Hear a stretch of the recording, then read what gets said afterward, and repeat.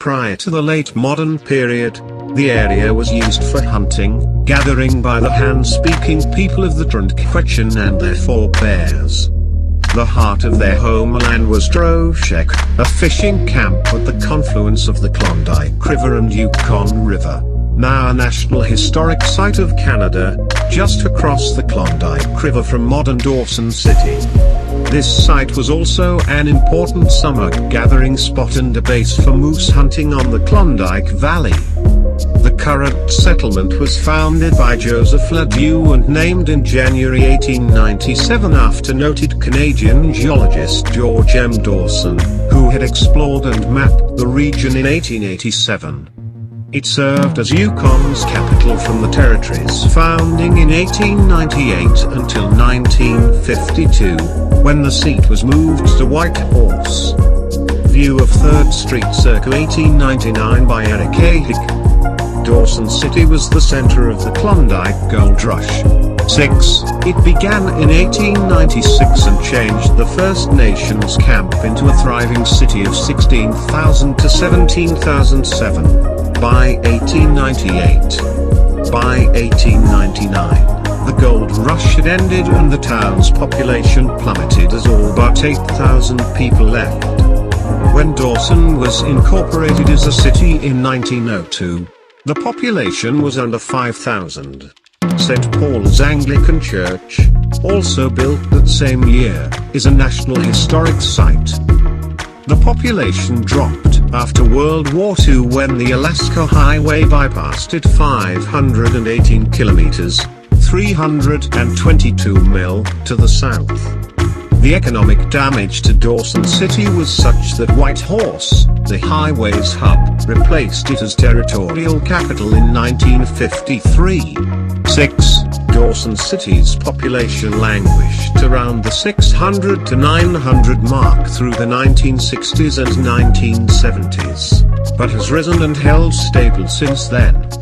The high price of gold has made modern placer mining operations profitable, and the growth of the tourism industry has encouraged development of facilities. In the early 1950s, Dawson was linked by road to Alaska, and in fall 1955, with Whitehorse along a road that now forms part of the Klondike Highway. In 1978, another kind of buried treasure was discovered when a construction excavation inadvertently uncovered a forgotten collection of more than 500 discarded films on highly flammable nitrate film stock from the early 20th century that were buried in, and preserved by, the permafrost.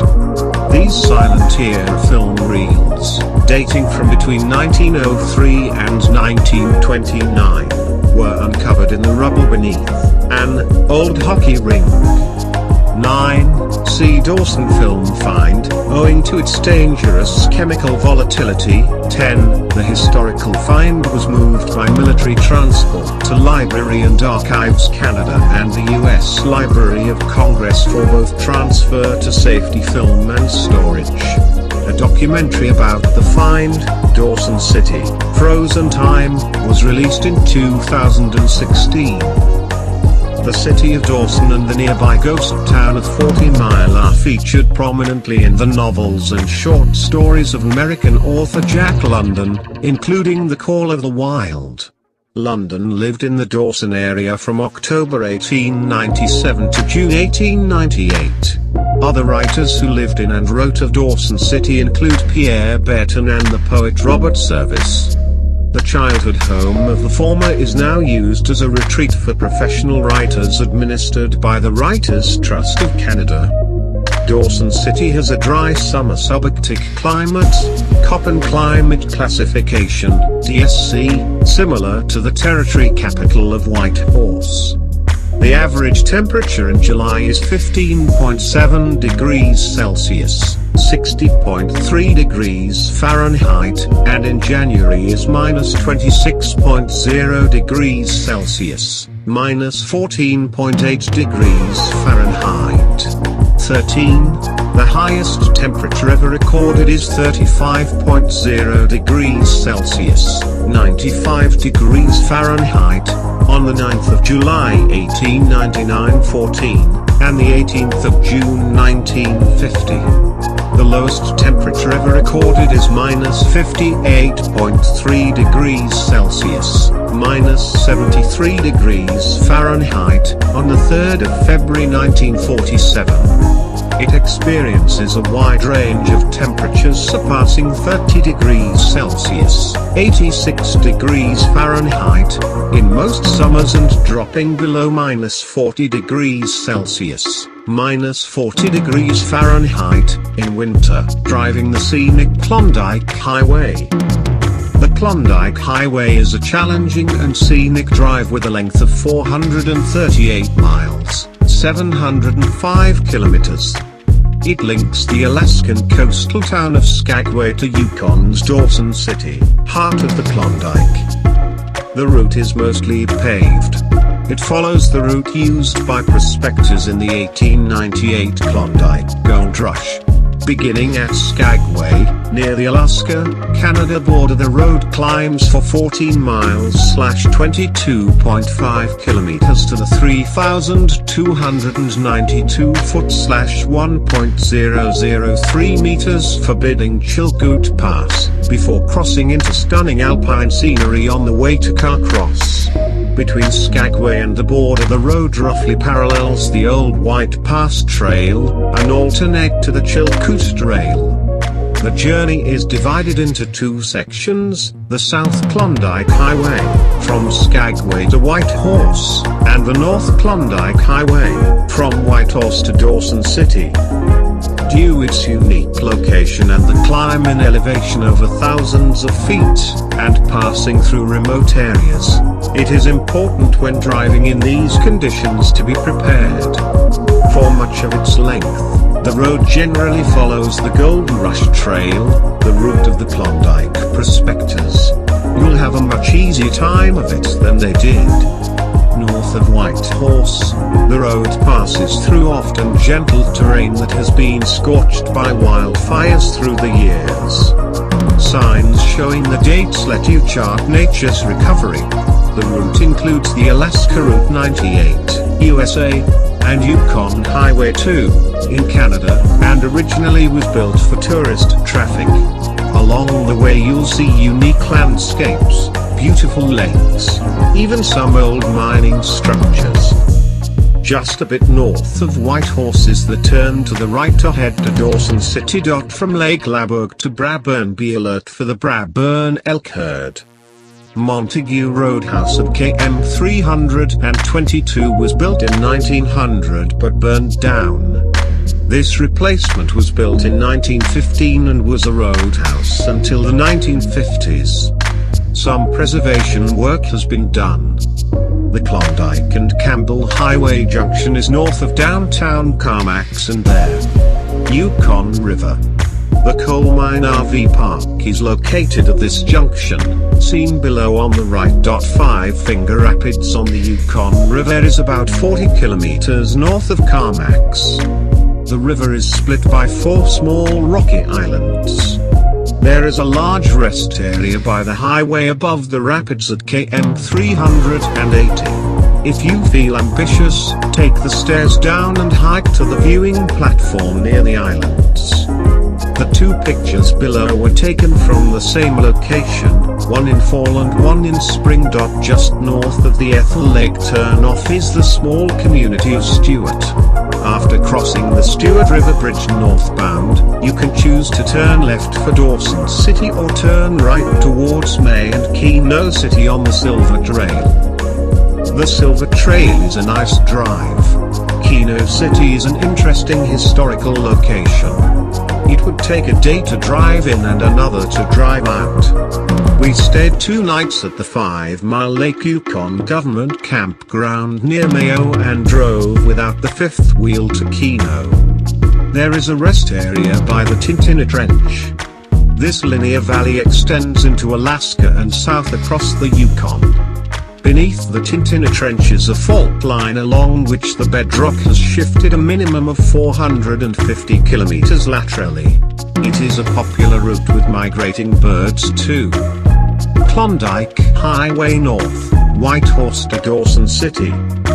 Right after joining the North Klondike Highway on your journey to Dawson, keep an eye out for the turn-off to Takini Hot Springs if you like a hot dip. Just north of Whitehorse, the Klondike passes by the foot of Lake Laberg, known for Robert Service's famous poem The Cremation of Sam McGee. Robert Service, Sam McGee. 25 kilometers further north you come to Fox Lake and Twin Lakes, 23 kilometers before Carmacks. The Fox Lake burn shows the power of a forest fire and the slow forest recovery in the north. As you travel the north, the highway cuts through the breathtaking scenery of boreal forest and high open alpine valleys. History is alive at every corner. Carmacks. Carmack is located 199 kilometers north of Whitehorse, a village of 500 sitting right on the Yukon River. Named after the discoverer of the Klondike Gold Strike, George Washington Carmack, it was a major refueling stop for the stern wheelers traveling between Whitehorse and Dawson.